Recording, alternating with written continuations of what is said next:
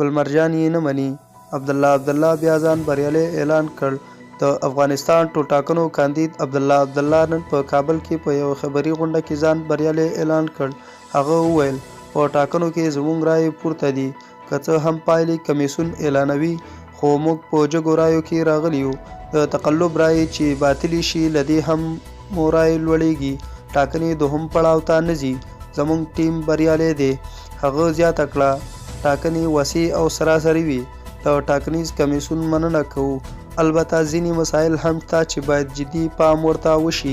هغه وویل له بایومټریک پرته رایې ورته د منلو نه دي. نوموړي د خپلو څرګندونو پر مهال دا هم وویل چې ځینې هغه چارواکي به محاکمې ته راکش کړي چې د ده په خبره په ټاکنو کې مستقیمه لاسوهنه کړې ده.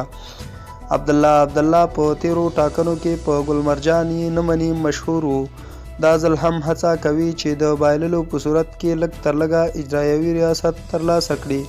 که څه هم عبدالله ننني خبري کنفرانس ته لا تر دې دمه د ټاکنو خپلواک کمیسیون غبرګون نه دی ښودلی، خو د ټاکنو کمیسیون تر اعلان وړاندې بریا اعلان کول سخت قانوني جرم بلل کیږي.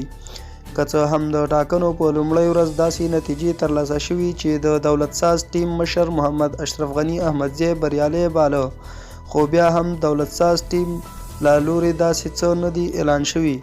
په خواله رسنیو کې افغانان وایي چې دا ځل ټاکنې د تیر ځل په څیر نه دي، بلکې په غوڅ اکثریت یې رایه ډاکټر اشرف غني ته ورکړې ده چې باید د رایو احترام یې وشي.